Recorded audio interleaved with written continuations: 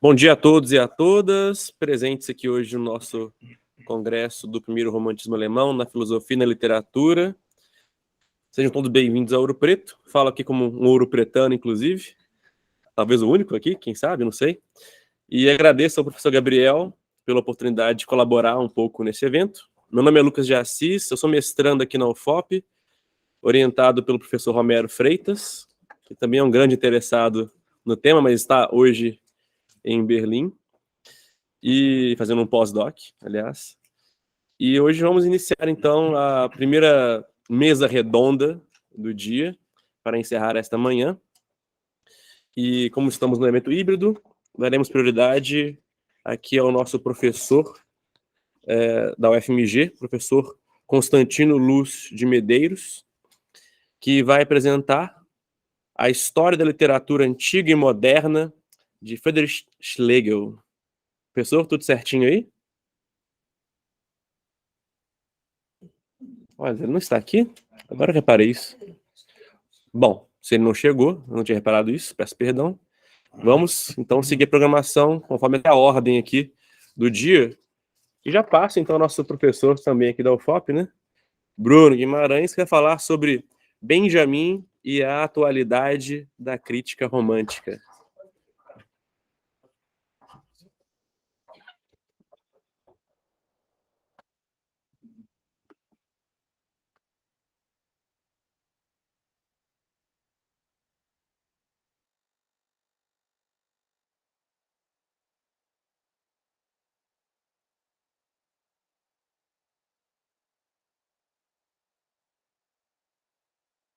Os ouvintes, e na condição, né, de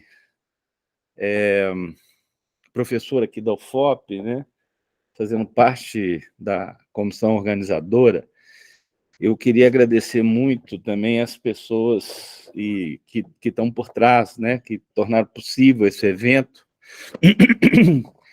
e que muitas vezes não são lembradas, né? Queria imediatamente já lembrar aqui, agradecer ao João e Daniel, que estão, né, possibilitando toda a transmissão.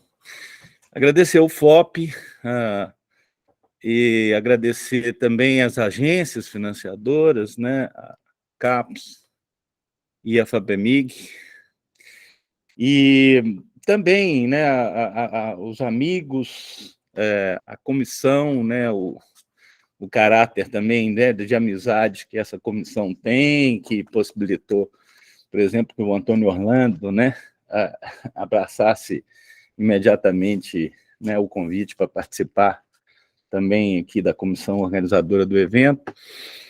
Enfim, eu passo a leitura do meu texto um pouco constrangido de apresentar uma leitura tão heterodoxa depois de ter assistido a Natália, né, assim, uma exposição do romantismo raiz, de apresentar minhas considerações um tanto heterodoxas.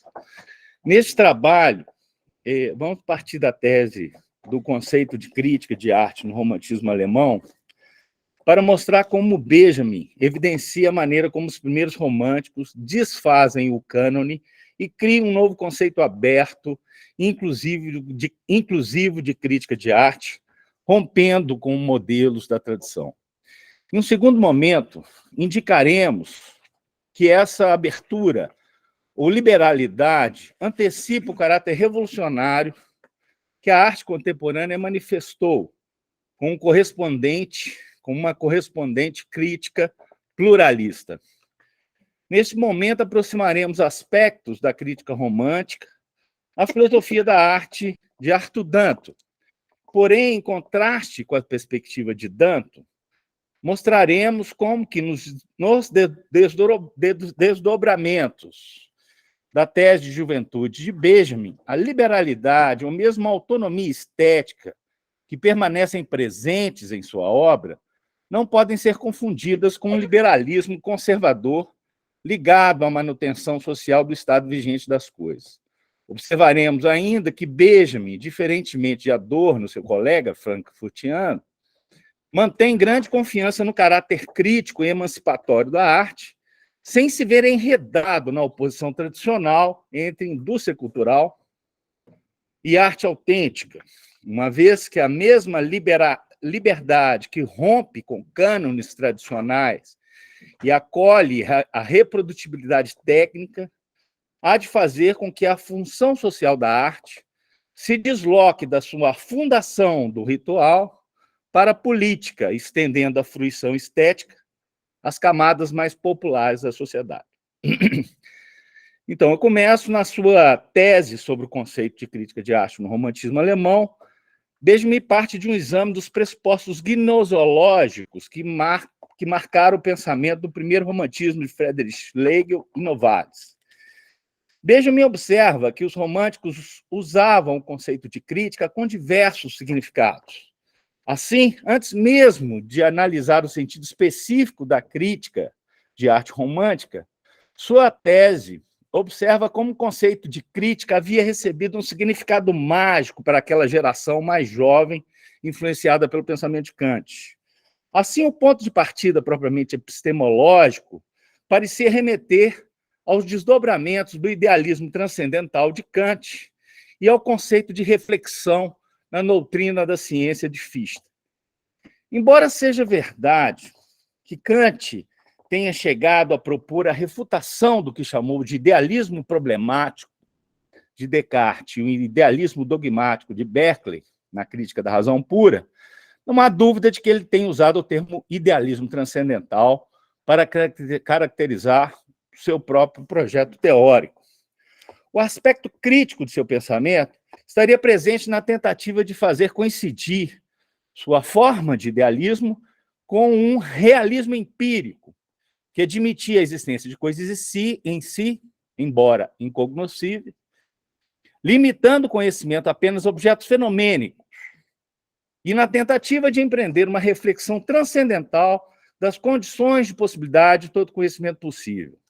Também não há dúvida de que o próprio Kant haveria de caracterizar essa sua reflexão como uma revolução copernicana da razão, em que objetos devessem passar a ser regulados pelo nosso conhecimento, assim como pareceu a Copérnico mais acertado fazer a Terra girar em torno do Sol e não o contrário.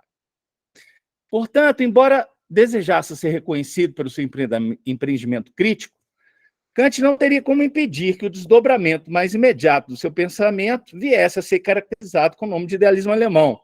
Do mesmo modo, não poderia evitar que a sua obra crítica viesse a ser lida de maneira transversal ou retroativa, fazendo com que as mediações produzidas pela crítica da faculdade de julgar viessem a produzir a superação do dualismo entre natureza e liberdade, de sua primeira crítica, em direção ao entendimento dos sistemas monistas de seus contemporâneos.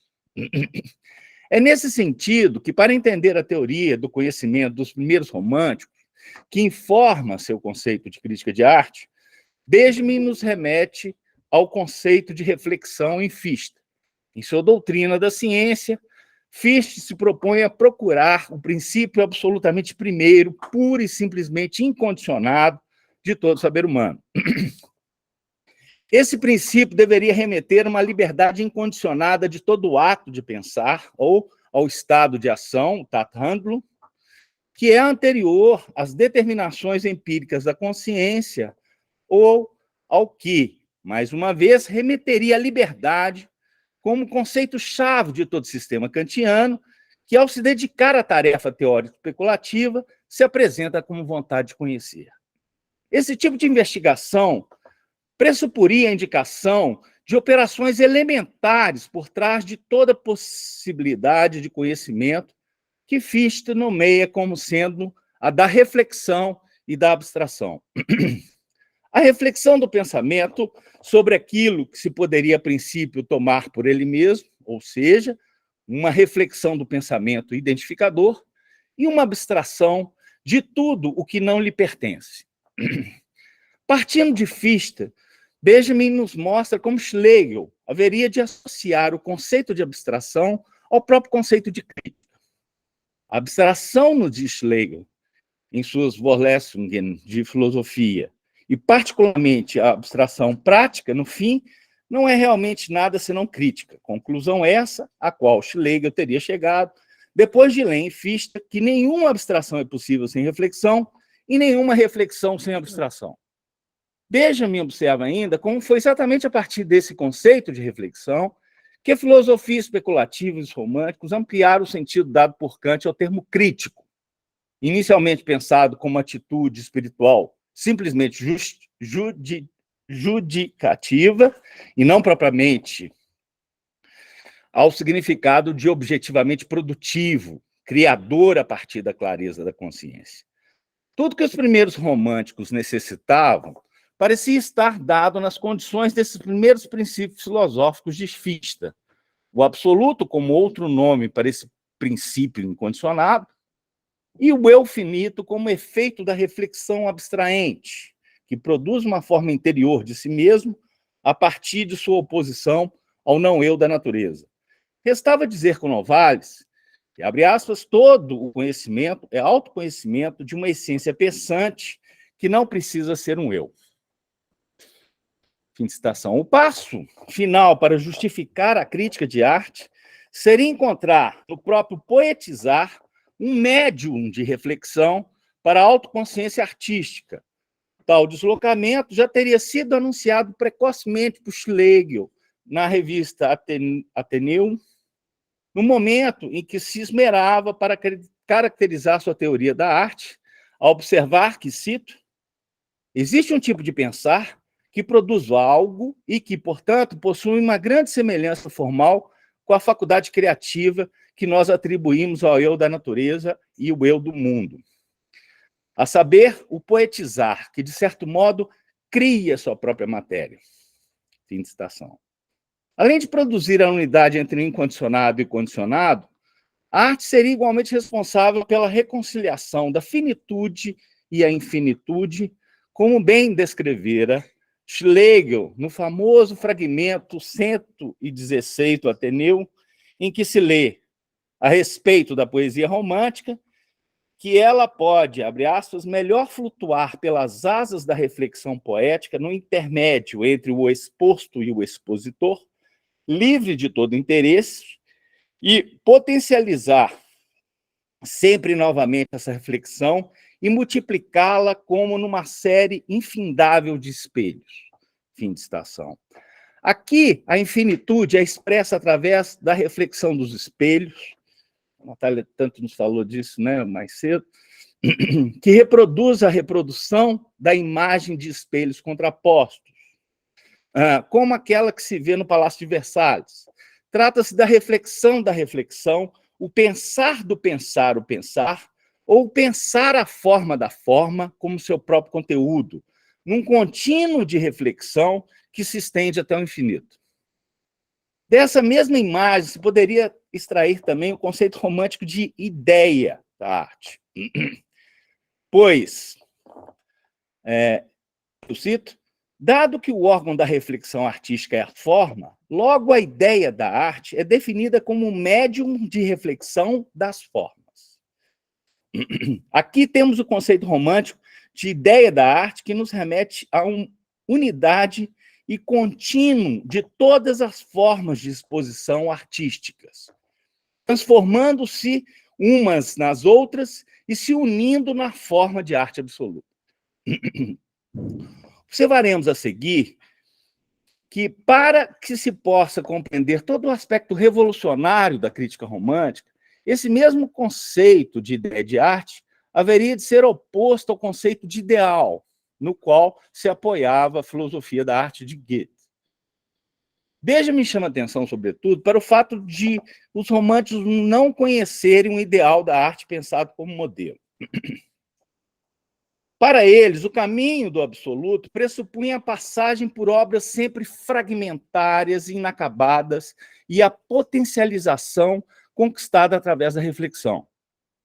E na medida em que a crítica é o conhecimento da obra de arte, ela é autoconhecimento desta, ou autoformação através da reflexão.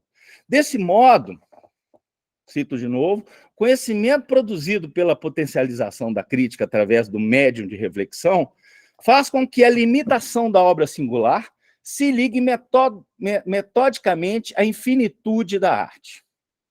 Fim de citação. Em contraposição a isso, a filosofia da arte de Goethe parte de um a priori altamente conceitual dos conteúdos puros. O ideal manifesta-se num descontínuo, limitado e harmônico desses conteúdos. E nisso Goethe se encontrava com os gregos. Os puros conteúdos, como tais, não podem ser encontrados em obra alguma. Goethe denomina-os de arquétipos. As obras não podem atingir aqueles arquétipos invisíveis, mas intuíveis, cujos guardiões os gregos conheciam sob o nome de musas. Fazendo eco à afirmação de Winckelmann, para quem o único modo de nos tornarmos grandes e, se possível, inimitáveis é imitar os antigos, Goethe reconhece que as obras dos gregos seriam justamente aquelas que mais se aproximariam desses arquétipos invisíveis e intuíveis e se tornaram efetivamente a nós nossos modelos. A partir daí, Benjamin opõe Goethe aos românticos a propósito da função da criticabilidade. Segundo ele, em Goethe, a crítica da obra de arte não é nem possível nem necessária. Necessária poderia ser, em todo caso, a indicação do que é bom e uma advertência contra o que é ruim, mas isso apenas ao artista que possui uma intuição do arquétipo para ser possível estabelecer um juízo apodítico sobre as obras. Os românticos, por sua vez, confiantes no poder da reflexão e contrários aos modelos eternos da imitação, opunham a atividade do crítico de arte à perspectiva do juiz de arte. Eles afirmavam uma crença sem limite nos direitos da genialidade e na superação de todos os princípios sólidos e critérios de julgamento. O verdadeiro fim da crítica seria formar o leitor, sendo a suprema tarefa da formação, Bildung, como bem teria observado Novalis, a criação de condições para o leitor apoderar-se de seu si mesmo transcendental, ser ao mesmo tempo o eu de seu eu, isto é, comportar-se reflexivamente. Nesse sentido, o verdadeiro leitor ou crítico seria o autor ampliado, ou seja, alguém capaz de usar o médium de reflexão para promover um trabalho sobre si e ser capaz de completar a obra, rejuvenescê-la, configurá-la novamente. Pois que a obra seria em si mesma incompleta. Daí o dito de juventude de Schlegel, apenas incompleto pode ser compreendido. Pode nos levar mais além.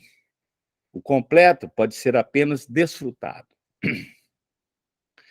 Nesse sentido, mais uma vez, podemos compreender a diferença entre a função da reflexão crítica e a função do juiz. Como observa Benjamin, o que os críticos românticos quiseram não foi tanto iniciar uma pequena guerra contra o ruim, quanto perfazer o bom e, através disso, aniquilar o que era sem valor. Em outras palavras, seria o caso de perceber que não vale a pena fazer a guerra contra o ruim, basta deixar o que é sem valor morrer por si mesmo, sem completar a obra, sem fazê-la respirar novamente. Passando à segunda parte do texto e reconhecendo minhas limitações aqui, né, para deixar a cargo aqui dos meus colegas de mesa a função de evidenciar a atualidade da crítica romântica na literatura, e devo admitir que o que eu proponho a fazer é muito mais uma extrapolação, né, do que uma demonstração de uma influência direta, né?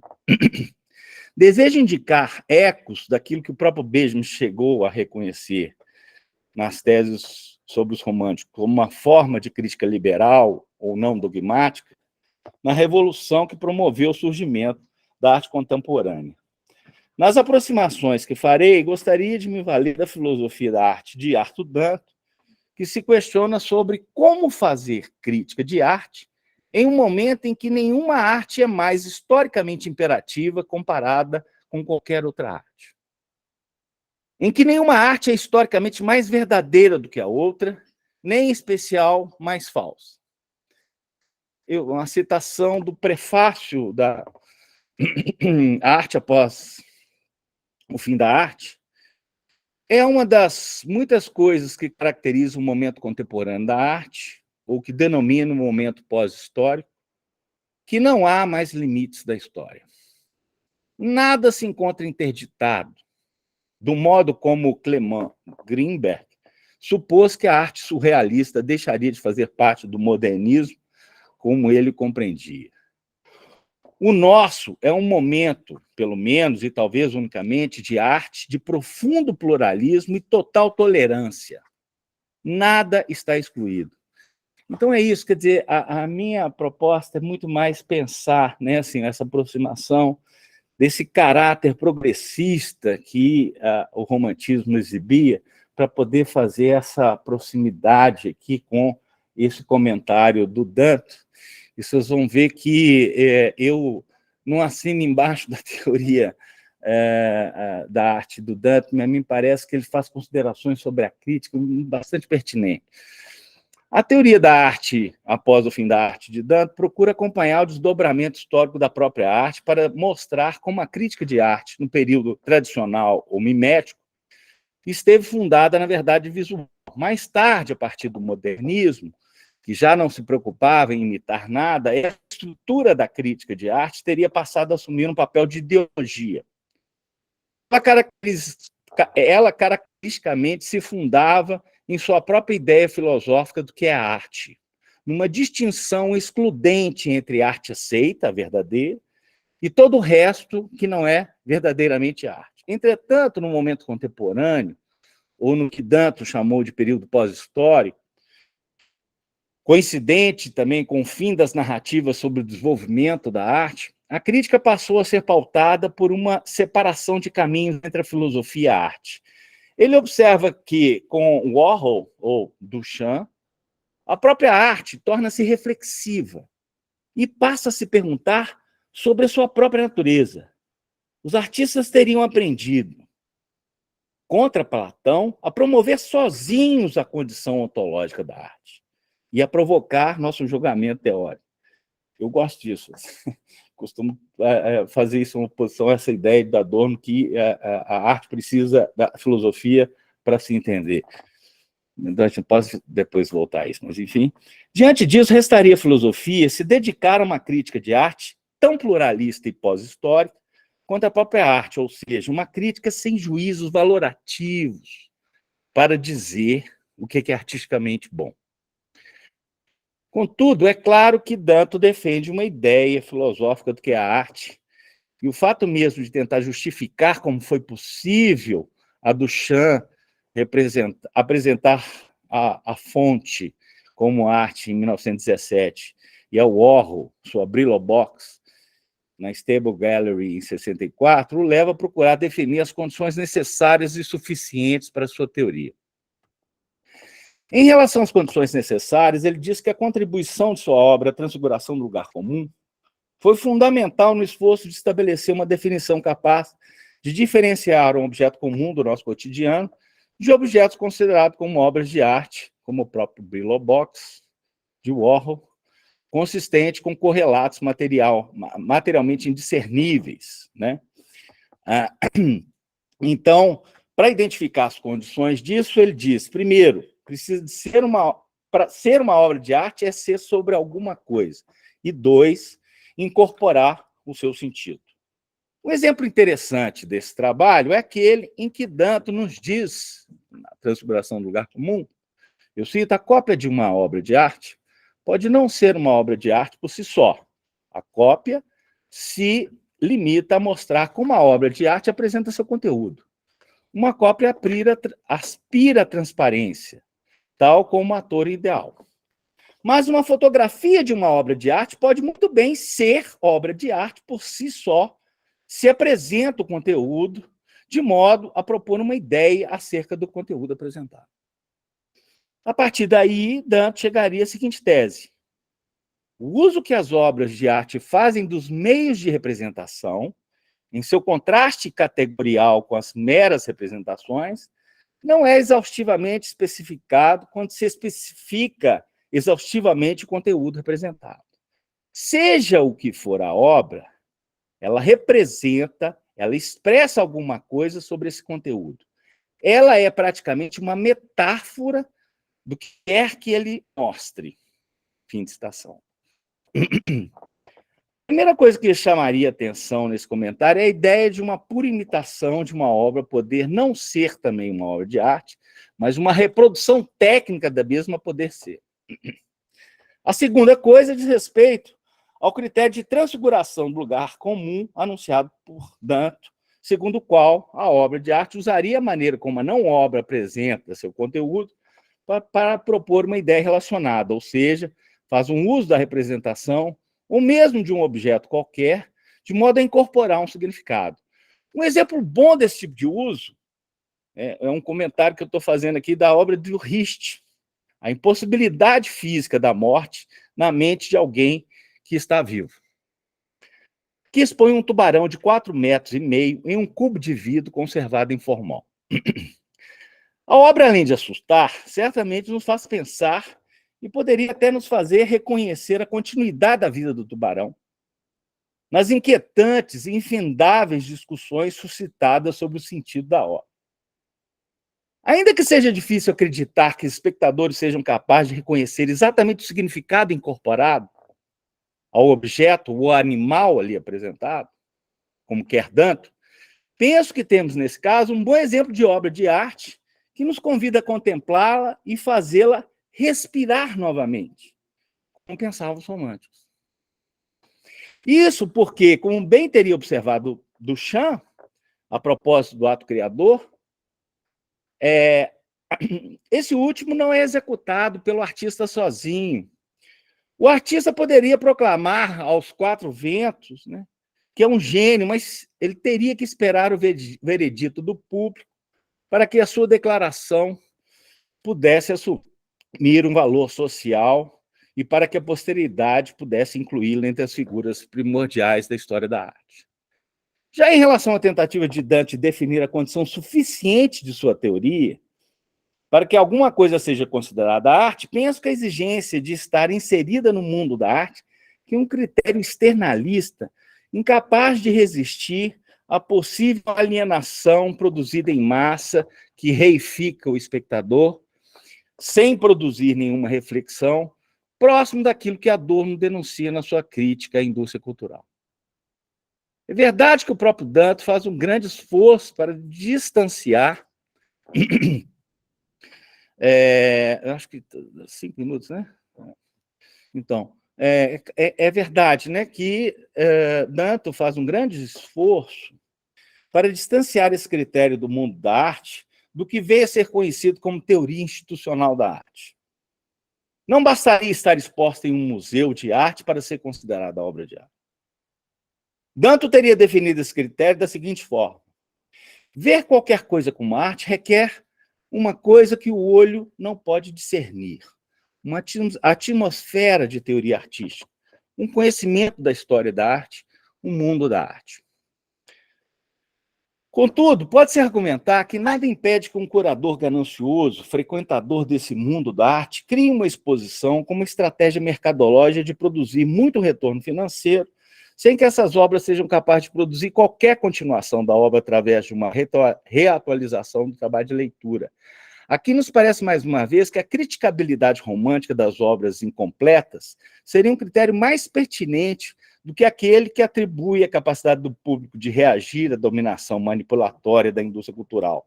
Ou seja, eu estou tentando dizer que essa ideia romântica me parece mais interessante que a própria crítica da indústria cultural, porque ela pressupõe uma espécie de incapacidade do espectador de reagir à dominação. Em outras palavras, em relação à produção cultural, que não comunica nada, que já está aí pronta para ser deglutida e simplesmente desfrutada, podemos nos perguntar se o aspecto a ser criticável não é mais exatamente essa completude e consequente passividade que se projeta no campo da recepção.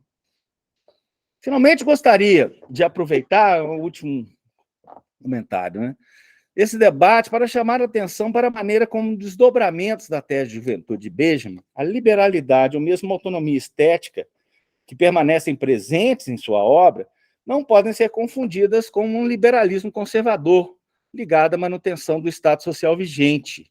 Isso porque, em A Obra de Arte na Era da Reprodutibilidade Técnica, Benjamin deposita grande esperança de que a posteridade pudesse responder à estetização da política, imposta pelo fascismo, como uma politização da estética. Nesse sentido, as tendências evolutivas e revolucionárias da produção da arte não deveriam ser subestimadas, ainda que fosse inevitável reconhecer que a superestrutura tende a se modificar de modo mais lento que a base econômica. Benjamin identificava na reprodução técnica uma dessas tendências evolutivas, a anulação da aura e a autonomia da arte em relação ao caráter ritualístico da obra tendiam a promover a secularização em favor do valor de exposição.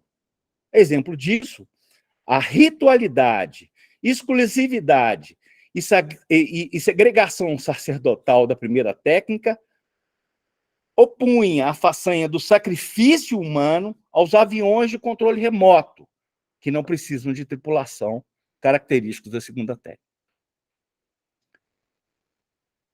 Eu cito uma passagem aqui do segunda versão do texto, que é uma nota, na segunda versão do texto, que diz o seguinte: na mimesis dormitam entrelaçadas intimamente como as membranas de uma semente as duas faces da arte, a aparência e o jogo.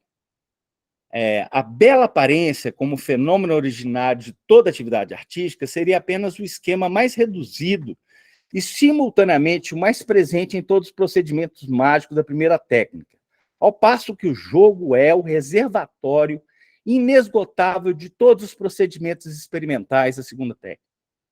Ao final da nota, Benjamin conclui que aquilo que acompanha a atrofia da aparência e o declínio da aura nas obras de arte é um enorme ganho para o espaço do jogo. O mais vasto espaço para o jogo teria se aberto, por exemplo, com o cinema. Junto com ele, mais uma vez, essas tendências evolutivas e revolucionárias da produção da arte talvez tendam a modificar a nossa sensibilidade em relação à condição de exclusão de nossa sociedade. É verdade que a modificação das condições de produção cultural não substitui o engajamento político real, mas talvez possa anteceder, como pensou Benjamin, uma ação final capaz de abolir a luta de classe. 2 minutos eu termino. De uma vez por todas estaria para a primeira técnica, assim como uma vez não é nada estaria para a segunda, nos diz Benjamin. Pelo próprio estágio de sua técnica, os gregos foram obrigados a produzir valores eternos. Uma antiga estátua de Vênus, por exemplo, estaria inscrita numa certa tradição entre os gregos que fazia dela um objeto de culto. Mas sabemos que hoje o cinema é incompletude, fragmentação, reprodução e montagem. Impossível não reconhecer aqui os ecos daquilo que evidenciava Benjamin a propósito da crítica romântica. Apenas o incompleto pode ser compreendido, pode nos levar mais além. O completo pode ser apenas desfrutado. Finalmente, gostaria de observar que não há dúvida que as dimensões do jogo e da mimesis não regressiva do fazer artístico, capaz de superar a mera imitação da natureza, não escapam à dor, mas salta aos olhos uma diferença essencial em relação à questão da recepção. A ideia do jogo que interessa a Adorno está ligada fundamentalmente ao aspecto formal da autonomia kantiana, pensada como praxis esvaziada conteudalmente das relações aos fins. Nesse sentido, a contribuição da arte para a sociedade não seria uma comunicação com ela, mas algo que se dá através de uma maior mediação enquanto resistência. Daí a definição da arte como antítese social da sociedade. Temos aí a ideia de uma obra de arte como presença escandalosa de uma aparência inútil em meio à sociedade administrada. Adorno atribuía à indústria cultural e ao feticismo da mercadoria a reificação do espectador, que impede a fruição da obra como um todo. Mas me pergunto se não seria o caso também de perceber na forma fragmentária um convite à complementação da obra e à autoformação do leitor-espectador a propósito daquilo que nos ensina os românticos. Aqui eu estou fazendo referência também a uma coisa que eu não cheguei a comentar, né? A observação de Benjamin de que Schlegel não desdobrava o seu modo de pensar sistematicamente, embora se orientasse de uma maneira sistemática. Daí a sugestão de desenvolver uma intuição não intuitiva do sistema que encontrava na linguagem, no conceito, a sua forma de expressão. Aliás, a propósito disso, Beijo me lembra como Nietzsche poderia ser um perfeito exemplo de como o fato de escrever em aforismas e fragmentos não diminuiu o rigor nem impedir de escrever de maneira englobadora. Como bem lembra nosso colega o Georg, o efeito mais imediato disso talvez seja romper com a ideia de linearidade. Aí eu lembro aqui também da fala da Natália, né, de como que esse tempo, né, a fragmentação e o aforismo pode abranger o passado, o presente e o futuro, né? Eu teria muito mais para poder dizer sobre o problema da memória, o papel da Nachtraglichkeit, né, no Freud, enfim, mas isso aí já é um outro comentário, né? A última frase é que todo caso pensa que Beijo é a liberdade que rompe com cânones tradicionais e acolhe a reprodutibilidade técnica, há de fazer com que a função social da arte se desloque da sua fundação no ritual para a política, estendendo a fruição estética a camadas mais populares da sociedade. É isso, obrigado.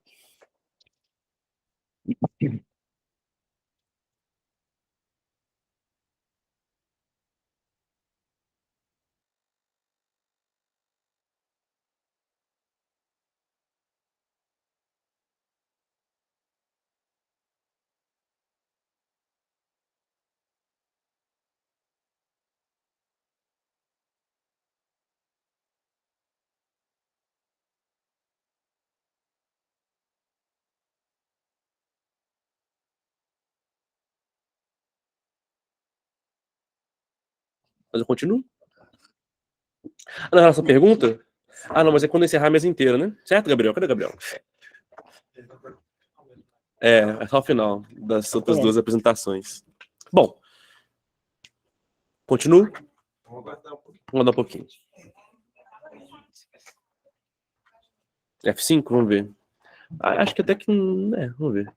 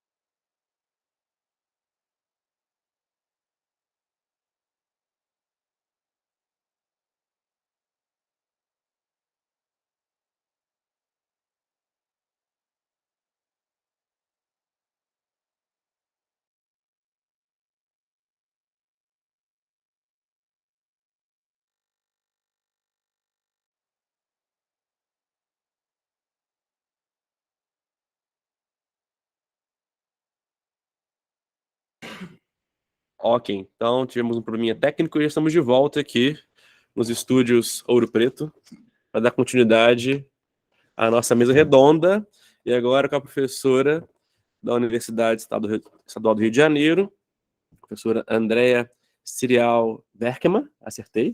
Pode ser. Pode ser. Está no escopo, né? Que vai fazer a apresentação No Romantismo Tardio no Brasil, lido a partir do primeiro romantismo alemão. Mudanças de perspectivas críticas. E no caso aqui também, gente, uma mudança grande de assunto, digamos. Eu provavelmente sou a pessoa mais distante dos debates que foram feitos até agora. Mas espero que, de alguma maneira, dê para conversar com tudo que foi apresentado até agora e que ainda será apresentado. Né? Porque, na verdade, eu sou uma pessoa de literatura brasileira, né, na UERJ, e então o meu objetivo ao trabalhar com as teorias do romantismo alemão sempre foram outros, né?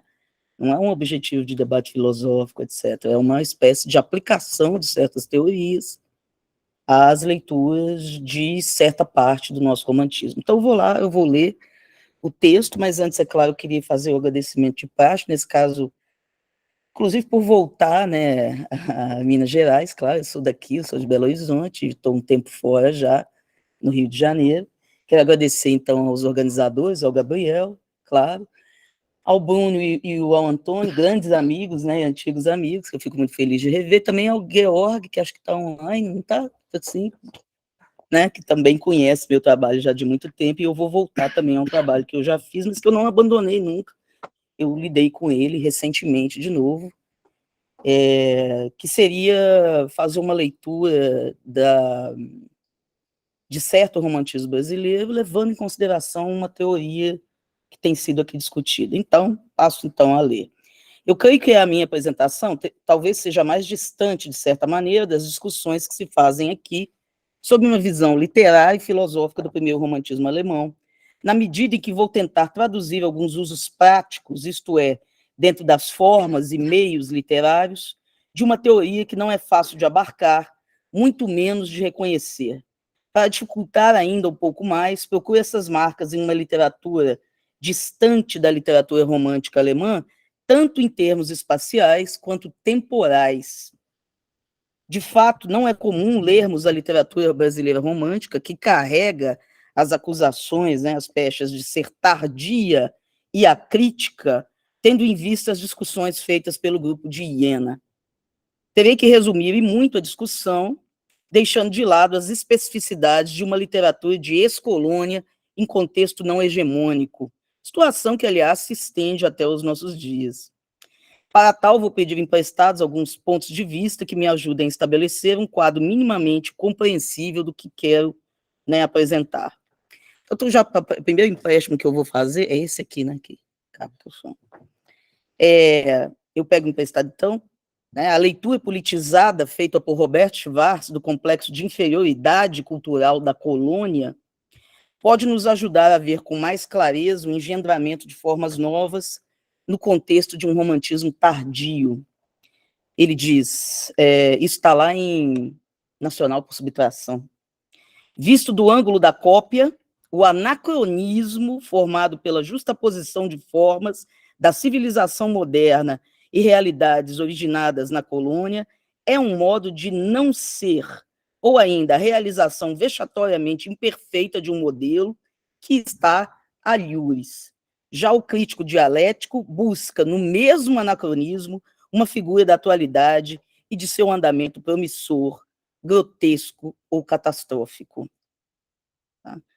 A inversão de valores aí operada, que transforma o anacronismo em figura produtiva e atual, ajusta-se com perfeição ao caso de nosso romantismo, cujos limites históricos são, mesmo que me incomodem em sua arbitrariedade, 1836 a 1871. E tem motivos para essas datas, mas deixa para lá.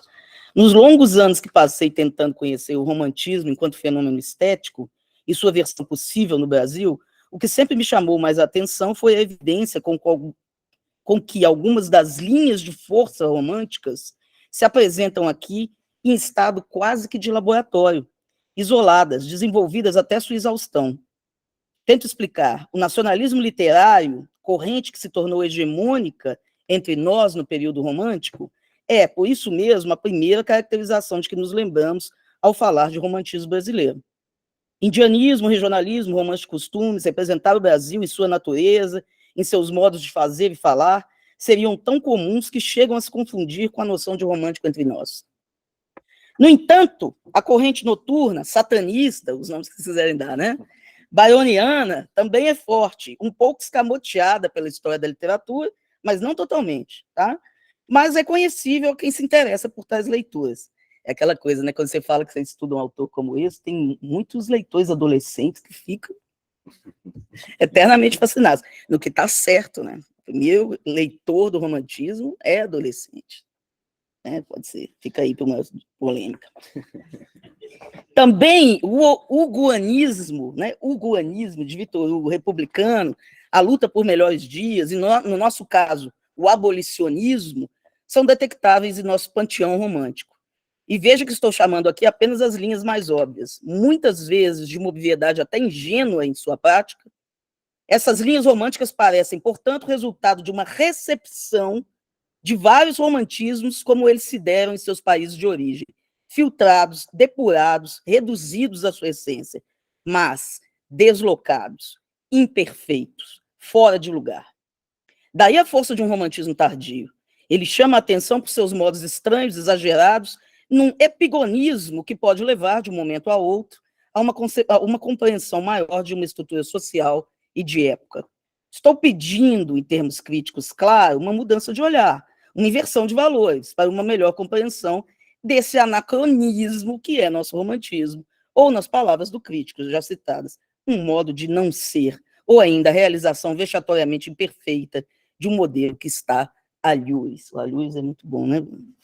Eu diria que, desta maneira, o modelo deixa de ser modelo na acepção primeira da palavra, pois será muito mais uma referência, uma textualidade que chega ao Brasil de maneira incompleta e fragmentária, portanto, de acordo com o pensamento romântico, nesse caso. Veja-se que estou pulando pedaços inteiros da história da literatura brasileira, né? Graças a Deus, né, em outro lado, por motivos de tempo e espaço. Olha, eu trabalho com isso, mas eu sei. E também para não aborrecer demais a vocês. Como o assunto aqui é primeiro romantismo alemão, trata-se de localizar no contexto brasileiro aproveitamentos e, quiçá, desenvolvimentos locais de suas maiores e mais evidentes contribuições. Nesse caso, o exemplo mais óbvio, o personagem que reúne maiores condições de estabelecer um diálogo com certas particularidades do movimento alemão, é o poeta, ensaísta e ficcionista Álvares de Azevedo. Sim, o ultrarromântico que morreu aos 20 anos de idade, né? Esse é aquele momento que desautoriza, né, o que você estava dizendo, né? Mas isso não é isso mesmo, né? Cultor das formas noturnas, sombrias, negativistas e irônicas, Álvares de Azevedo é também rematado experimentador dos gêneros literários, contraditório em suas práticas e em sua postura crítica, morto sem nada publicar de sua obra. O fato desta ser toda póstuma cria problemas para a recepção da crítica, que se indaga com frequência se os defeitos e inacabamentos de seus textos seriam propositais ou mera decorrência de falta de tempo para fazer emendas e melhorar a fatura da escrita e da forma. Na minha opinião, discussão inútil, já que os textos que nos chegaram são esses. Há que se tomá-los em sua forma efetiva. No entanto, para não parecer que estou evitando a questão, digo que a minha posição é a de que os problemas estruturais em seus textos são sim propositais, obedecendo a alguma concepção romântica, primeiro romântica, de hibridismo formal, de exposição da subjetividade, que se miscui na obra e deixa ali suas marcas irônicas. Creio que Álvares de Azevedo veria, além do mais, na forma híbrida e fragmentária, a síntese possível de sua ambígua situação cultural e histórica, né? Claro.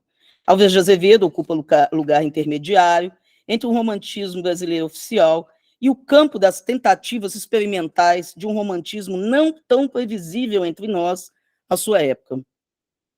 Se foi um dos nossos maiores cultores da poesia lírica e amorosa, não deixou de contrapor a isso sua faceta irônica e crítica e cultivou o senso de humor como corretivo ao excesso lacrimoso da convenção sentimentalista, né? Ele tem um famoso prefácio, né? A segunda parte do livro dele, A Líria dos 20 Anos, que tematiza expressamente essa questão, né? O humor como correção a um excesso sentimentalista.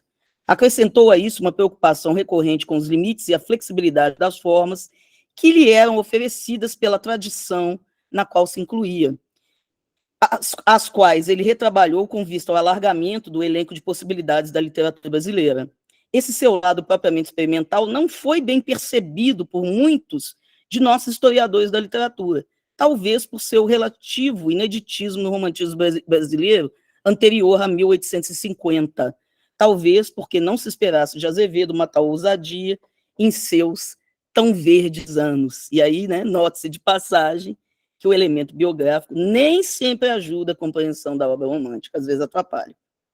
Dessa maneira, os seus experimentos formais foram rotulados quase sempre como fracassos, que seriam advindos de sua incapacidade de organizar um texto, e assim por diante. Reproduzindo tal postura, arriscamos negar a Álvares de Azevedo e ao romantismo brasileiro uma das características mais universais de todo o movimento romântico, advinda diretamente do primeiro romantismo alemão, a problematização dos gêneros literários tradicionais, alicerçada pela visão idealista do artista romântico, que alça os olhos para o além do texto, mas reconhece logo em seguida que só resta a ele o trabalho com a dimensão propriamente material da linguagem poética. O olhar romântico vê na história das formas literárias uma série de singularidades e, assim, escolhe sua tradição pessoal. Cito aqui o José Guilherme Belchior, dizendo: somente numa época cometida pelo senso da perda da tradição, como o primeiro 800, poderia medrar uma consciência historicista. Tá? Stricto sensu, né, digo eu agora, a criação romântica de formas novas vem a ser uma atualização.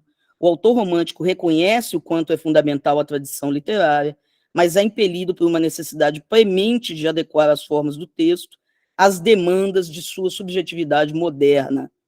A experimentação formal advém da busca pela originalidade que move a arte romântica, contra a universalidade das formas clássicas, que fazem do gênero denominador comum entre épocas literárias diversas. A forma problemática praticada no romantismo é, ao mesmo tempo, singular e fundadora. Em seu movimento dialético, tal forma crítica é índice da modernidade romântica. Pela renovação da tradição, integra o romantismo na série literária. Pela inovação radical, ruptura, começa uma nova época para a literatura. Os românticos brasileiros, dotados de sentido crítico, intuíram nas formas novas, para além da mera temática brasileirista e nacionalista, a melhor saída para a nova literatura nacional. Eu cito aqui um autor romântico brasileiro que diz: escreveríamos um poema, mas não um poema épico, um verdadeiro poema nacional, onde tudo fosse novo, desde o pensamento até a forma, desde a imagem até o verso. Eu vou pular o pedaço aqui, que eu acho muito bonito, mas que ele diz, né, que a forma de Homero não serve mais para cantar as endechas dos povos indígenas. E aí ele faz uma pergunta que é muito bonita, né, assim, pensando nisso, né? Porventura, não haverá no caos incriado do pensamento humano uma nova forma de poesia, um novo método de verso? Isso é José de Alencar, tá, gente? Dessa forma, o nacionalismo literário ganharia, afinal, o seu aspecto renovador e criador de uma identidade literária, pelo reconhecimento do modelo clássico e por sua concomitante superação, em prol de algo ainda indefinido, mas extremamente promissor. A fusão entre os gêneros literários não é, em termos gerais, apontada como uma das principais características do nosso romantismo, mas um exame mais demorado nos mostra a presença nada desprezível da experimentação formal entre nossos autores românticos, tanto entre os chamados canônicos, quanto aqueles que foram considerados, por motivos vários, excêntricos. Que é estranho fazer essa divisão dentro do romantismo, mas tudo bem. Poderíamos dizer que a preocupação com a forma do texto é mais um elo que liga os românticos brasileiros entre si, para além das divisões mais corriqueiras encontradas em nossos manuais de história da literatura. É inerente à mentalidade romântica, em maior ou menor grau, a sondagem de novas maneiras de narrar ou de expressar. O romântico avança sempre guiado por um ideal difuso de liberdade, formal, espiritual, política e ou ideológica, advindo de seu agudo senso historicista. Só para citar dois dos chamados canônicos, românticos canônicos, né?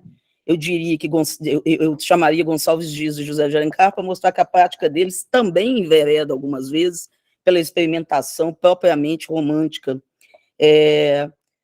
No caso do Gonçalves Dias, que eu acho talvez o mais genial dos nossos românticos, ele não só experimentava, às vezes, com formas, ele tem um poema muito conhecido em que ele vai diminuindo as sílabas do verso até chegar a versos de uma sílaba, mas ele tem alguns textos que a gente poderia chamar de críticos, né, prefácios e tais, que são de uma lucidez absurda entre a diferença do projeto de obra e da obra em si, e é muito interessante lê-lo.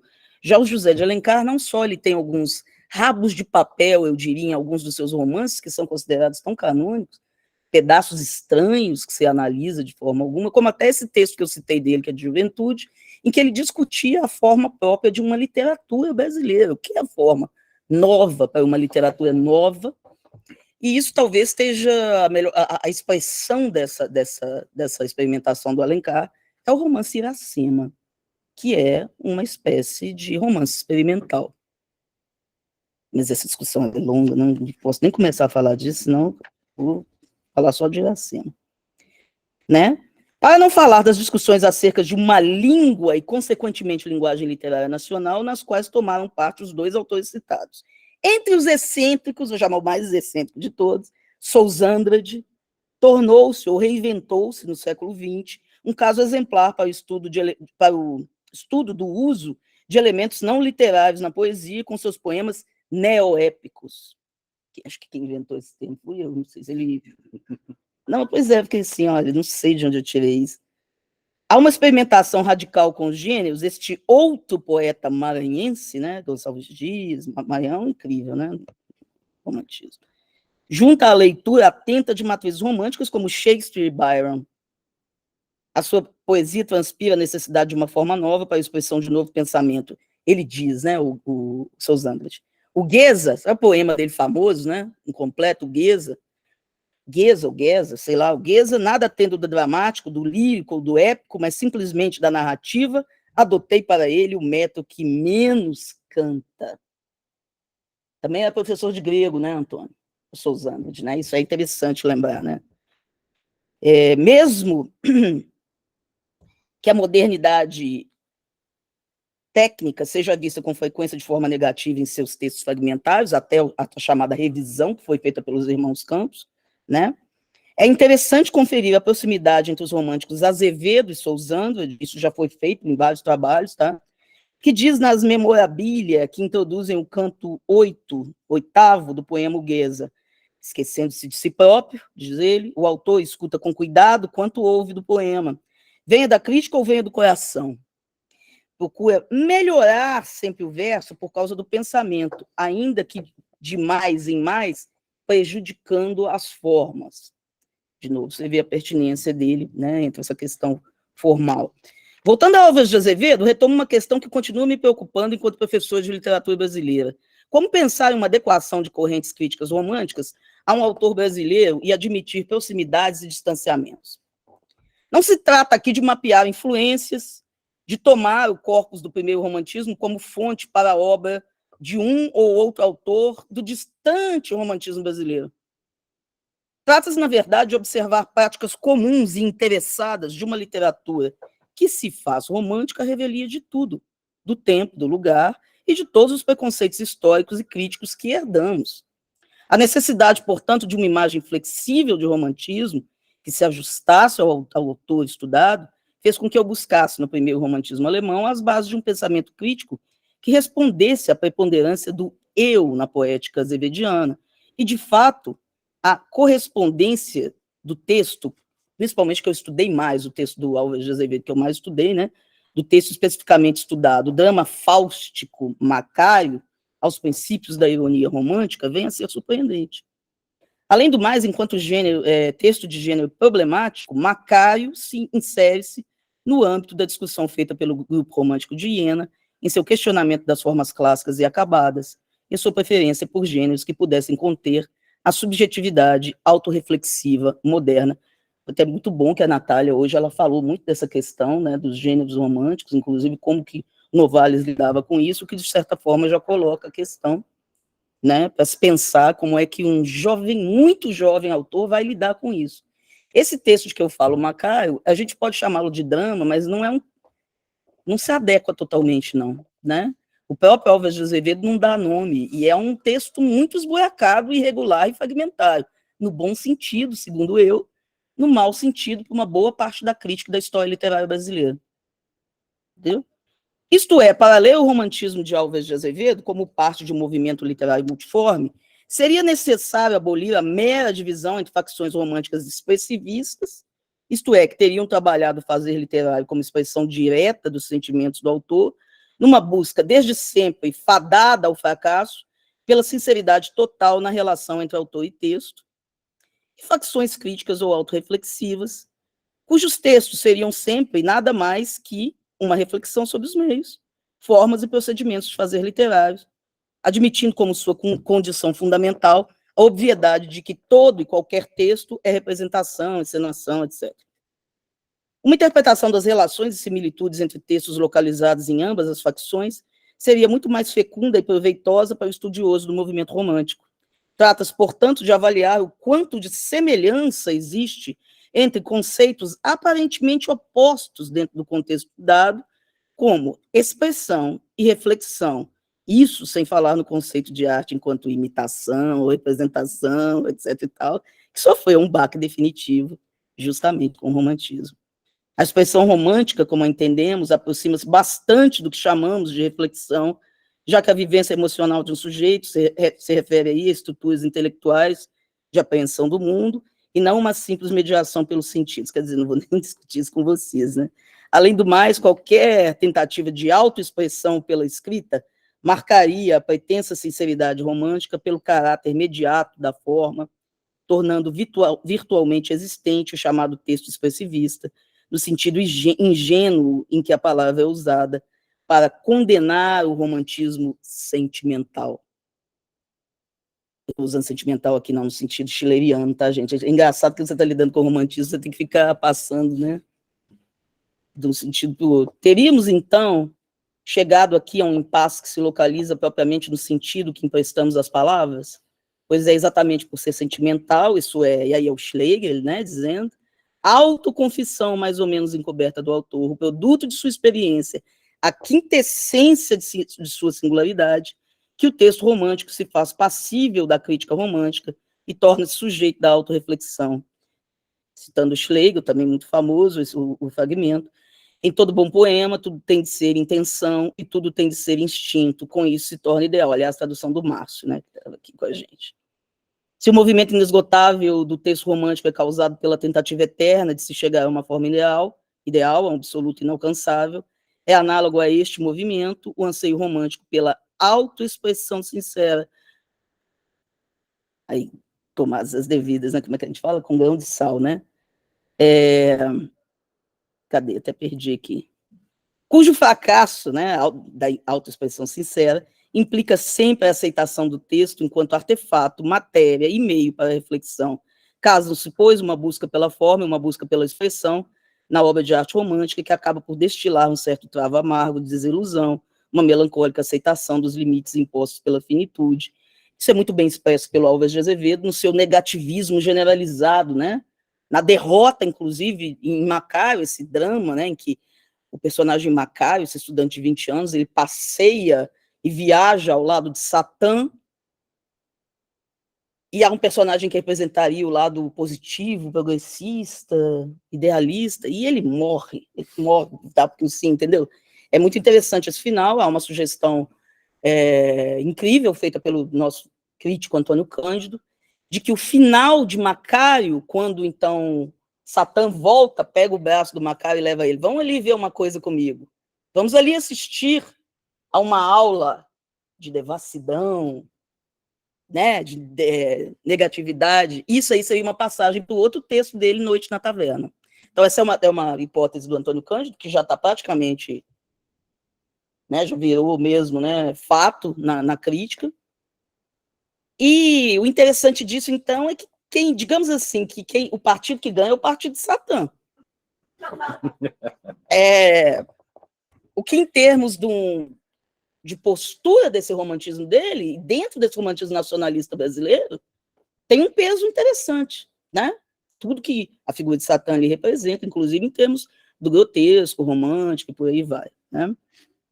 O texto dramático efetivo de Álvares de Azevedo, Macário, opera exatamente pela negação de sua teatralidade, trocando a possibilidade de ser posto em cena pela argumentação teórica e crítica interna ao drama, o que faz o texto chato, inclusive, né? Porque os caras ficam discutindo literatura no meio de um drama, né? Mas a gente conhece esse tipo de coisa, né?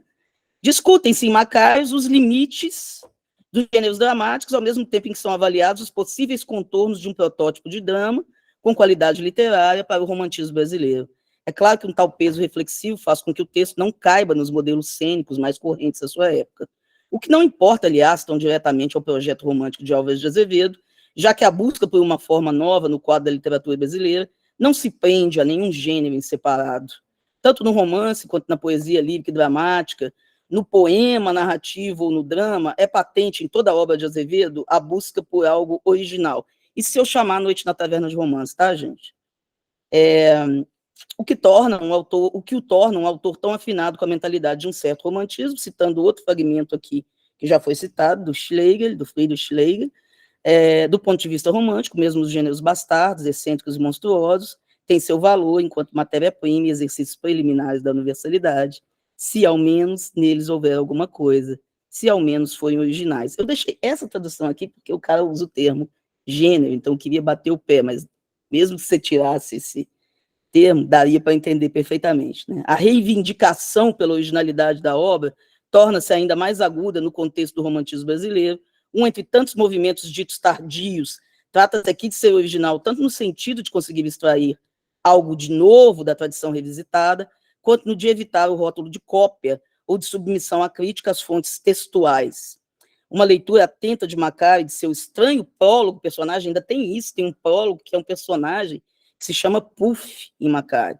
Localiza, sem dificuldades, os indícios de um estudo atento dos textos aí listados como matrizes para um possível protótipo dramático, mas o drama azevediano clama por sua autonomia, já que não se parece com nenhum dos mesmos textos. O trabalho com as fontes é aí eminentemente criativo, transformador, negativo. Cito o crítico literário oitocentista chamado Machado de Assis. Diz-nos ele que sonhava para o teatro uma reunião de Shakespeare, Calderon e Eurípides. Eu sempre rio, né? O Álvares de Azevedo faz isso mesmo, né? Essa coisa, né? Como necessária a reforma do gosto da arte, um consórcio de elementos diversos, revestindo a própria individualidade, tal é a expressão do seu talento. Aquilo que Álvares de Azevedo procurava em sua utopia dramática, o texto é dele, além do mais, o termo é dele, ele tentou em vários outros textos, o que dá à sua obra evidente coerência. Vou pular aqui os exemplos, tá?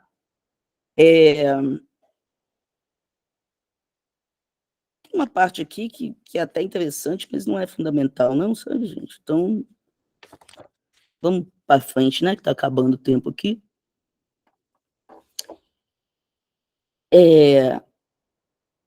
O gênero grotesco romântico é fruto de um programa, de um entrecruzamento de dados retirados da tradição.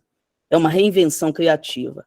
A fusão de gêneros literários é essencialmente anticanônica, já que cria formas singulares que não se encaixam nas restrições e generalizações necessárias para uma organização artificial de categorias dentro da história literária. O vir a ser do gênero romântico problemático é o que permite a ele estabelecer com a tradição literária um diálogo incessante e transformador, o movimento histórico das formas. Não estamos, assim, tão distantes da prática excêntrica de Macari.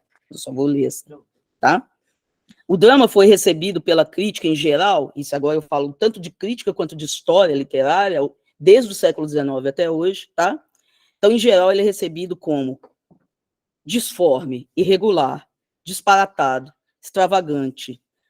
O Antônio Cândido mesmo, que é um dos caras que mais estudou Álvares de Azevedo, ele disse que é sem pé nem cabeça. Né? É interessante isso, porque ele lê, mas ele gosta, mas ele fala mal. É uma coisa assim. Haveria bons momentos, mas o resultado final daria a impressão de ter desandado. A estrutura seria frouxa, fragmentária, cheia de fios soltos. Em suma, um malogro. A intenção expressa pelo autor a caracterizar a obra que apresentava, ele diz no tal prólogo, o personagem Puff, ele diz assim, vago como uma aspiração espontânea, incerto como um sonho, ou então, inspiração confusa, rápida, que realizei às pressas. Ou ele diz assim, quanto ao nome, chamem-no drama, comédia, dialogismo, tanto faz. Né? Corresponde com exatidão à recepção crítica. Né? Ele disse que era uma coisa vaga e confusa, e a crítica aceitou assim. Né? No entanto, a suspeita do mero mau acabamento, que paira ainda sobre Macari e sobre toda a obra de Álvares de Azevedo em geral, sobrepõe-se, a meu ver, nesse caso, de outras pessoas, a sua nítida insistência em tematizar em tantos textos a forma irregular como objetivo de um projeto de romantismo.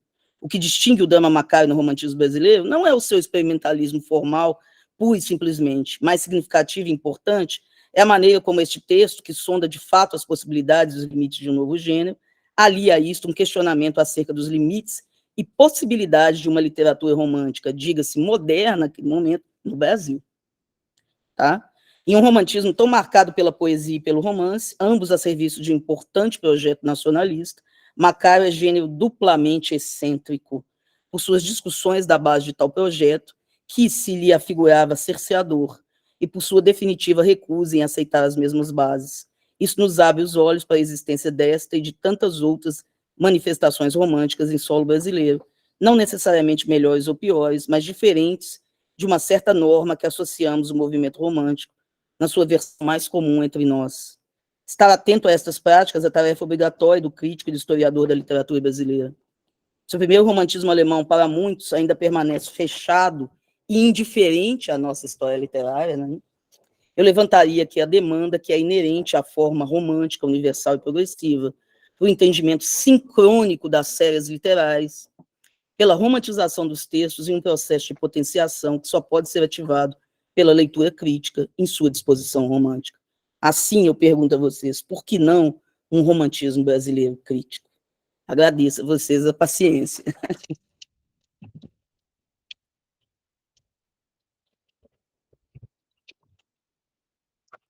Muito obrigado, professora Andréia. Bom, o Constantino, pelo que eu vi aqui, não chegou, né? Não sei se o Gabriel... Mas e a lista? Não, ainda assim... Ah, certo. Já constam que não vai participar.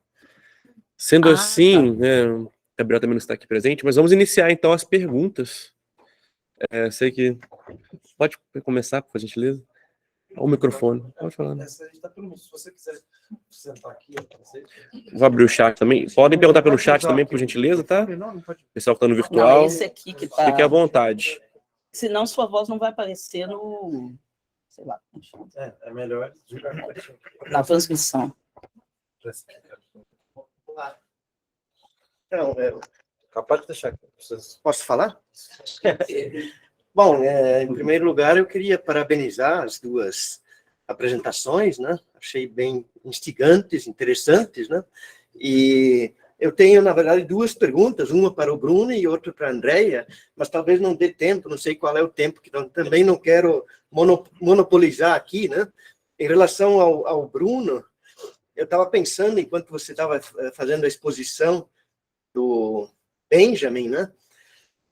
Você falava da ideia, da crítica como ideia, a ideia como, se eu entendi bem, regulando o médium da reflexão, né? E aí eu fiquei pensando, e ao mesmo tempo você indicou a diferença do romantismo diante de Goethe, né? Que lida com a noção de ideal. Eu lembro bem dessa passagem do texto do Benjamin, né? Eu queria, digamos, comentar um pouquinho isso e ver o que você pensa. Eu acho que existem aí duas linhas de pensamento. Uma linha mais romântica e uma outra linha mais clássica, que liga, por exemplo, Goethe a Hegel, porque Hegel fala também de ideia e ideal. Eu tenho a impressão que o romantismo se apoia, em grande medida, na ideia estética de Kant, no parágrafo 49 da Crítica do Juízo, né? Que inclusive Kant denomina como pendante da ideia da razão. Ocorre que essa ideia estética permite o exercício da crítica, em grande medida, não, digamos, pautado pela noção de razão, que é o que para Hegel e Goethe é importante, ou seja, é pelo conceito de razão que entra também o peso da história da arte, para ambos, para Goethe e para Hegel, né? E aí você, no fim da sua palestra, mencionou o Adorno, a crítica à indústria cultural, né? Dizendo que talvez o romantismo pudesse ser até mais interessante, uma vez que estaria... Eu assim, compreendi que por trás da crítica à indústria cultural está uma certa ideia de um domínio da razão, que, no fundo, impede um pouco a crítica. Eu só queria chamar um pouco a atenção de que são duas maneiras de ver as coisas, né? A gente não necessariamente precisa encampar essa ideia de crítica, de arte, de feição romântica, que se baseia numa ideia estética, que, no fundo, perde um pouco a referência, que a gente também pode pensar as coisas pelo viés de um ideal, como Hegel chama o ideal, a relação entre ideia e realidade. Eu tenho para mim que o romantismo perde um pouquinho o aspecto da realidade. Posso emendar e fazer a pergunta para a Andrea, que vai nessa mesma linha da diferença entre romantismo e idealismo, digamos assim, que é essa discussão dos gêneros. Hoje já chegou aqui, eu acho que vai continuar ainda muito isso, essa beleza romântica, né? Que é romper com os gêneros, fundir os gêneros, e assim por diante, né? Eu só queria chamar a atenção de que existe, naquele mesmo momento, na Alemanha, num Goethe Schiller, num Hegel, e mais adiante num Lukács, e mais adiante num Peter Zonde, reflexões que tomam o conceito de gênero, lidam com a ideia dos gêneros não mais fixos, mas gêneros são categorias objetivas. A discussão de Goethe e Schiller, a diferença entre o épico e o dramático, não é assim, vamos fundir tudo agora. Não, existem traços épicos, gêneros são estruturas objetivas, para Hegel também. Então, isso gera a meu ver, uma tradição de pensamento que a gente poderia colocar diante dessa festejada em torno do romantismo, como uma outra maneira de pensar os gêneros, que também são móveis. Mas uma coisa é você misturar os gêneros, assim, a partir de um critério subjetivo, de uma subjetividade infinita por trás, que manipula quase, né? E outra coisa é imaginar gêneros com compromissos objetivos de mundo, que é uma tradição, eu acho que é uma tradição que anda em paralelo com essa. Não sei como é que você vê esse ponto. Valeu, muito obrigado.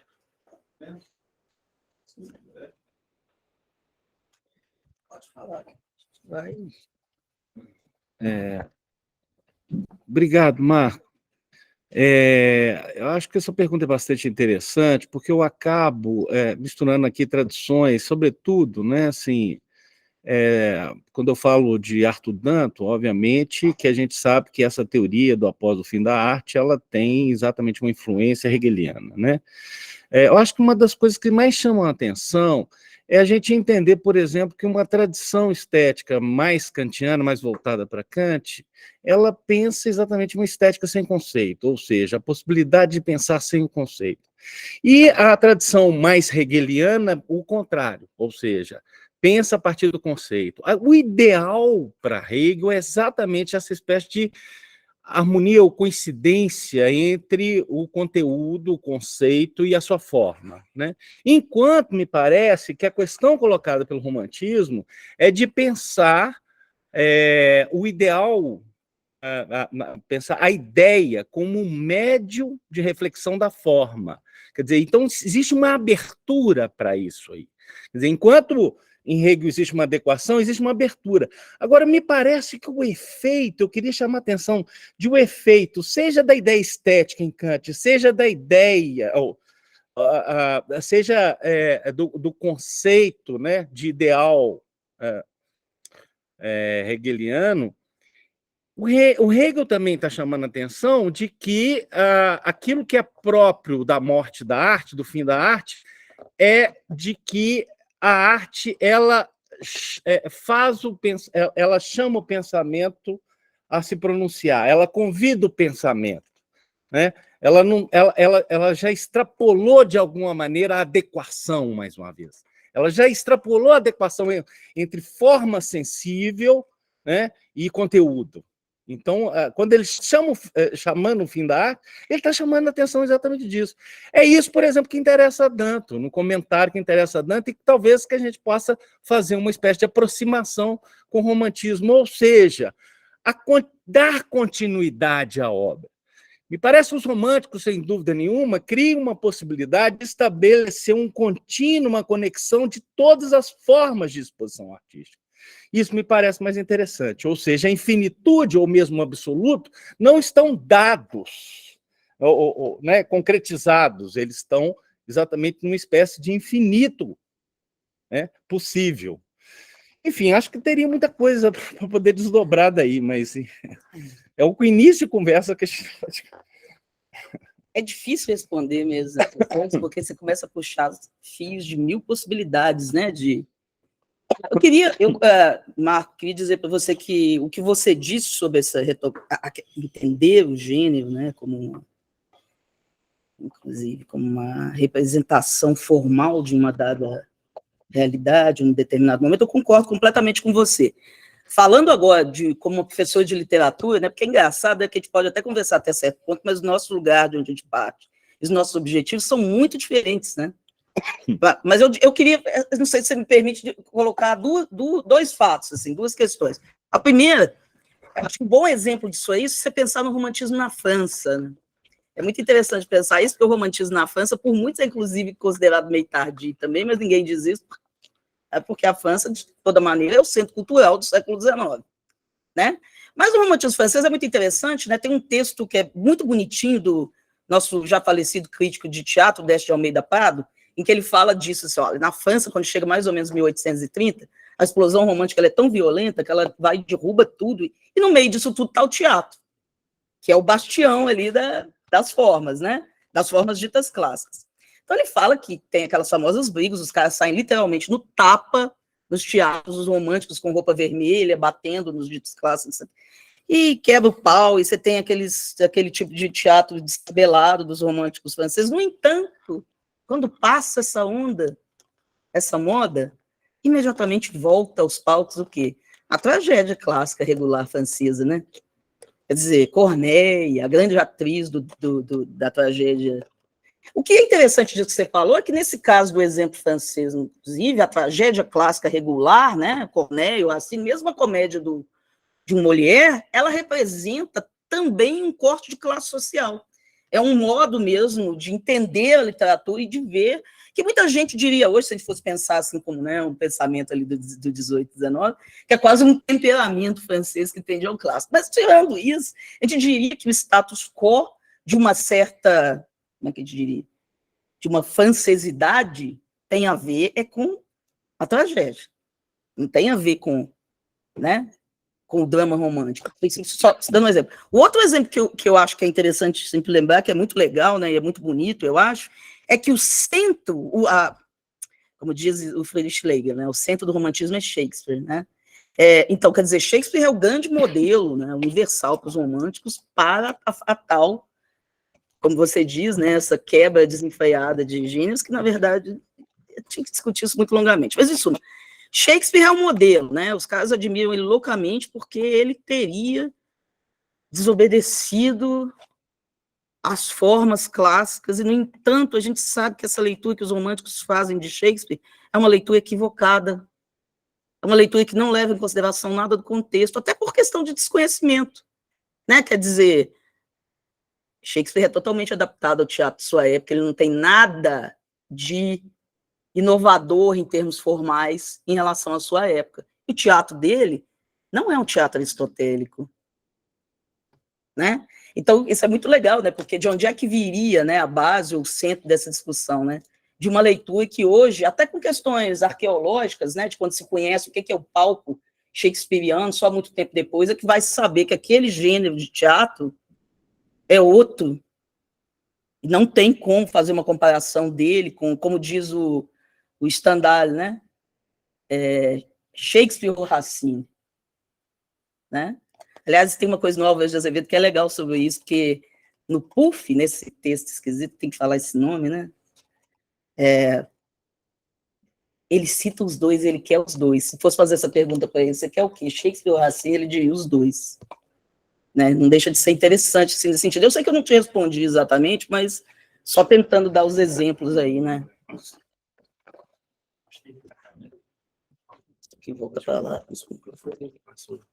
A câmera. Aqui mesmo, ali mesmo. Bem pertinho, professor. Posso falar? Tá, certo. Bom, primeiro eu queria dizer que por um lado é triste falar depois do comentário do professor Verli, por outro lado é reconfortante, né? Porque aí eu tenho a justificativa se for muito ingênua as minhas duas perguntas, que eu acho que é aqui o caso. Pois bem, eu vou tentar mais ou menos resumir. A pergunta para os dois primeiros, naturalmente, agradecer, muito, muito, muito instigante mesmo, muito legal a fala dos dois professores, da professora e do professor. E eu queria começar com o professor Bruno perguntando o seguinte: tem muitas reverberações no que você acabou de falar a respeito de Benjamin, do que o professor Suzuki falou a respeito do conceito de figura. E aí a minha pergunta, ela se dá da seguinte maneira: até que ponto o conceito de crítica de arte, tal como ele elabora lá no Dr. Arbeit dele, a respeito do romantismo alemão, como um meio de reflexão, já não supõe o conceito de figura como condição de possibilidade da filosofia da história dele, isto é, na medida em que, por exemplo, a leitura que fazemos das obras do passado só se completam, só ganham seu sentido na correspondência mesma entre o presente que vislumbra a obra, o passado, e que é visado por essa mesma obra, de tal modo que passado e presente se completam no encontro dialético que os constitui. E aí vem de fato a minha pergunta, que eu estou mais ou menos resumindo, eu acho algo que está implícito, e se isso, porque você fala muito do tanto, mas me vinha a todo momento o projeto do Didier Huberman, em tentar recuperar, inclusive através do Benjamin, através do Warburg, uma chave de leitura da imagem pictórica, através da qual seja possível, primeiro, pensar temporalidades diversas, o que supõe um acesso ontológico a outras temporalidades, a outros, digamos assim, Dasein históricos, através da imagem, e a uma mesma concepção de tempo, que supõe essa dialética entre passado e presente, tal como anunciada, me parece. E é por isso que eu gostaria de ouvir a sua opinião, o que você acha a respeito disso, no Benjamin. Não sei se está muito claro. E aí a outra pergunta, professora. Eu achei fantástica a sua fala, me vi várias vezes relembrando, dando aula, fui professor de literatura também, não em universidade, tá? Ensino médico, sim, durante anos breves, jovens e muito felizes. E a minha pergunta é a seguinte: você deixa de maneira muito clara, de maneira muito coerente, que a gente possui uma tradição no nosso fazer artístico, na praxis literária, que não está por menos, não está na sombra da grande realização teórica do primeiro romantismo alemão, tal como você mostra em Azevedo. Mas eu queria ouvir da senhora, professora, o que você pensa a respeito de uma reflexão que me parece ser primeiro romântica e radicalmente filosófica, e que se encontra em Machado de Assis em Instinto de Nacionalidade, tal como ele coloca, sobretudo, na figura do sentimento índio. Eu pergunto isso porque será objeto de uma fala minha em um congresso, e vai me ser muito caro ouvir a opinião da professora a respeito, sobretudo a respeito da figura de sentimento íntimo, que é uma chave para a argumentação a ser montada, dado, sobretudo, que esse texto se ocupa da pergunta: é possível ou não uma literatura brasileira, e em que consistiria a brasilidade, por assim dizer, desta literatura. Então, não sei se estão claras as duas perguntas, mas obrigado novamente.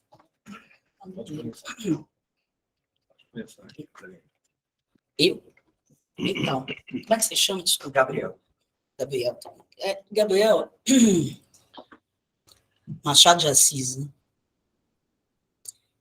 Eu estudo Machado de Assis também, porque eu estava comentando com o pessoal que até sexta-feira da semana passada eu estava num pequeno evento que nós organizamos na UERJ sobre Machado de Assis e os direitos humanos, foi muito bom, mas também vi muito correndo, vendo aqui também coisa de passagem, né? Prestação de contas, isso. E esses dias, não sei por que tem voltado isso, ontem mesmo eu estava jantando, comentando com o professor Márcio Suzuki, que esses grandes nomes da literatura costumam pegar emprestado umas ideias e não citar, né? Como é que é? Não dar o crédito, né? Então, o Machado de Assis, de quem eu gosto muito, dessas passagens, ele sofria de uma certa angústia da influência em relação a Álvares de Azevedo. Não sei se você já viu estudo sobre isso. Tem um livro novo de um colega que estava com a gente, professor da UFSCar, professor Wilton Marques, que ele pega a juventude do Machado, mas a juventude mesmo, Machado de Assis, desde os 15 anos até 20 e poucos, quando Machado de Assis se torna um escritor. E o grande problema ali é a sombra do Álvares de Azevedo. Porque como ele morreu muito jovem, a obra dele é póstuma, quando a obra é publicada, o primeiro volume da obra é de 1853 e depois 1855. É um estouro na pequena cena literária brasileira. Ele influencia Deus e o mundo. E o Machado de Assis vai pegar dele uma série de indagações, inclusive, acerca da nacionalidade da literatura brasileira. O Álvares de Azevedo, se ele tivesse publicado ainda em vida o que ele achava disso, teria dado uma grande polêmica. O problema é que, se foi publicado, ele já estava morto, porque ele não acreditava. Olha, veja, mais ou menos 1850, nesse momento brasileiro, extremamente antilusitanista, né? Ele dizia que a literatura brasileira não se diferenciava da portuguesa, que não existia literatura brasileira separada da portuguesa. Só que a justificativa que é interessante, porque ele vai dizer exatamente, ou ele dá a entender que entender a literatura brasileira como, aí de novo nós vamos entrar, é a questão machadiana, a literatura brasileira entendida por sua essência e não pelas formas, seria um modo equivocado de entender a literatura brasileira, o que instinto de nacionalidades vai aparecer de novo como Machado de Assis diz, de forma muito coerente, ele diz, não vamos limitar a literatura brasileira, tudo que limita é prejudicial para nós. Literatura brasileira não é só indianismo, literatura brasileira não é só isso, só aquilo. Tudo que se faz dentro de um contexto brasileiro seria literatura brasileira, etc. e tal. O instinto de nacionalidade já é um termo complicado. O sentimento íntimo é mais ainda. Isso é uma coisa muito interessante, porque as pessoas dizem o Machado de Assis é um escritor muito ambíguo, né? Ele deixa aberto essas possibilidades de interpretação. Na crítica também. Né? Então, sentimento íntimo, que é um termo interessante, que ele vai criar uma oposição sutil, mas ela está lá entre instinto de nacionalidade, como ele diz, são aspectos exteriores, é o colorir, como é que é? Colorir né, as coisas do país, buscar vestir a literatura com as coisas do país, é uma coisa exterior, visível, que para ele é um pouco problemático na medida em que isso limita. Né? E o sentimento íntimo, portanto, estaria, como diz o próprio termo, ele primeiro dá uma fonte, né, que no próprio texto ele cita um crítico francês, que cita um escritor escocês, que ele vai dizer do escoticismo interior, e ele vai falar de um brasileirismo interior, a gente poderia dizer. No entanto, esse termo sentimento íntimo, e alguns termos parecidos, esse tipo de discussão já aparecia desde os primeiros caras que escrevem no contexto romântico no Brasil. Só que ele não dá referência. Leia, por exemplo, o texto famoso lá do Santiago Nunes Ribeiro, um texto que se chama Da Nacionalidade da Literatura Brasileira. Ele adianta muito do que está no Machado de Assis. O próprio Álvares de Azevedo adianta muito. Agora, a ideia de sentimento íntimo está óbvia, como diz, né, o próprio termo. É algo que diz respeito a uma subjetividade, é algo que diz respeito a uma interioridade. Agora, o que eu acho que é interessante nesse texto específico do Machado de Assis, isso eu até diria que é uma coisa que aí eu concordo com o Costa Lima. Nem sei se a gente concorda, porque ele é um detrator do romantismo brasileiro, né? Não deixa de ser. Mas ele diz uma coisa que ele diz assim, é a primeira vez que no pensamento brasileiro, 1873, né? Primeira vez no pensamento brasileiro que nós temos um escritor, um autor, né, e crítico que está dizendo que essa literatura tem que ser entendida em termos formais, né? Não mais em termos... Né? Aí tem a ver também com essa discussão que ele está fazendo, não mais em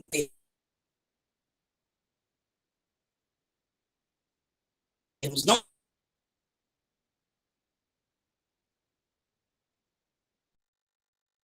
só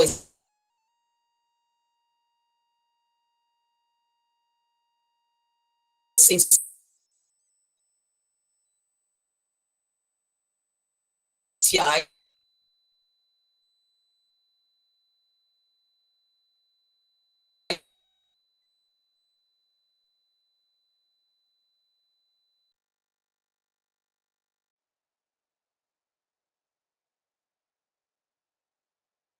Possibilidade de pensar como Warburg queria uma espécie de condição universal colocada, né? Assim, eu não sei se é esse o romantismo que mais me interessa, eu acho que essa é a questão, né? Eu acho que pode haver, sim, mas a ideia, né, de pensar sempre esse projeto de algo que esteja colocado na condição do absoluto, da universalidade, sempre pensada como uma espécie de produção infinita, isso produz muito mais algo que me interessa perto da estética da recepção, ou perto da ideia de arte relacional, né? Do que, por exemplo, quando eu falava de Adorno, eu falava assim, bom, como é que o Adorno pensa? O problema da forma. Aquilo que é emancipatório é a forma. Eu estou dizendo, me parece que falar de uma obra incompleta produz exatamente a possibilidade da autoformação, na medida em que a reflexão produzida pela obra ela permite a autorreflexão e a continuidade da obra, as duas coisas ao mesmo tempo.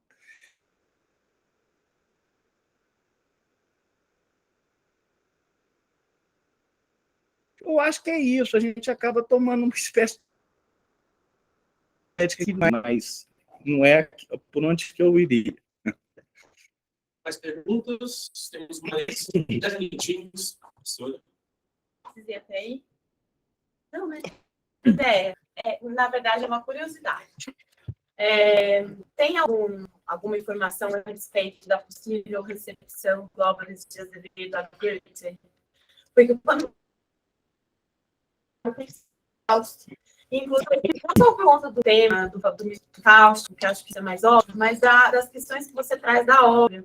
Então, por exemplo, no Fausto, a gente tem também um prólogo de uma perspectiva poetológica, que você comenta que existe essa passagem em Macário, que é uma passagem chata, e é uma passagem chata também no Fausto para muitos alunos, por exemplo. Né? E essa dedicatória do Fausto também, que não se sabe a quem, e daí tem esse outro texto, essa outra parte que você fala, que também é uma parte que não se entende muito para que está ali. Eu fiquei pensando, e até pensando nessa perspectiva do Antônio Cândido, que você coloca, do final da obra ser o ensejo para Noite na Taverna, a gente pensa na imagem do Auerbach-Keller, né, que é um momento bem central do Fausto, e aí a Noite na Taverna. Então, é uma curiosidade. O Álvares de Azevedo leu muito Goethe, mas ele leu traduzido. Eu estava até citando isso ontem, não lembro quem que estava falando. Ele tem uma passagem num dos prefácios dele, aquilo que a gente considera a obra dele, que seria mais a parte da obra que a gente chama de crítica, geralmente são prefácios ou textos sobre tradução que ele escreveu. Mas, gente, vocês têm que entender que o jeito dele de escrever sabe, aquela digressão romântica levar ao milésimo grau? Tem que ter paciência. Mas, em suma, num dos textos dele, ele puxa uma nota e ele diz assim: se eu soubesse alemão, é a admissão dele que ele não sabe ler alemão, citaria aqui aquela passagem do Fausto, de Goethe. Ele gostava especialmente do episódio de Margarida, né? Ele fala disso sei lá quantas vezes. Ele cita isso em Macário, sei lá quantas vezes ele cita isso. Você vê? É um dos autores que ele mais cita. Ele tem uma série de autores que ele mais cita. Outra coisa, detalhe, ele é um autor, talvez tenha a ver também com essa questão da juventude, o fato dele ser um autor de um lugar perdido no mundo, que ele cita demais, e provavelmente nem tudo ele leu. Às vezes a citação é que leu em algum lugar, que alguém que leu, ou leu, igual a gente fala assim, ou leu orelha de livro. Como é que tem expressão no Brasil? Como é que é? Empanhou de ouvido, aprendeu de orelhada, não é isso? Mas Goethe ele cita muito. Agora, ele deve ter lido traduções das línguas que ele lia, inglês e francês, muito bem, claro. Tá? Então, assim, Macário é todo Fausto, desde sua concepção, e o fato de que ele faz referência ao texto do Fausto, eu nem sei, acho que eu já fiz essa contagem, hoje eu não lembro mais quantas vezes ele faz referência. E ele gosta de repetir as mesmas falas, que você sabe se ele pegou em algum lugar, tipo, Fausto é Werther que envelheceu. Sabe, você imagina o cara com aquele tom falando? Cara, é Werther que envelheceu, aquela coisa. Então, assim, por outro lado, isso que você está dizendo, assim, dessa discussão, seria interna ao texto literário, aí está o grande problema do que seria aquilo que é uma coisa que, quando eu lembro que eu comecei a trabalhar com isso, me interessava demais, que era do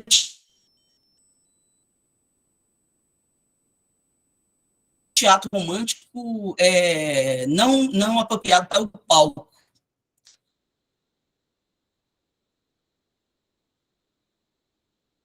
Né? E o que destruiria a encenabilidade de um texto?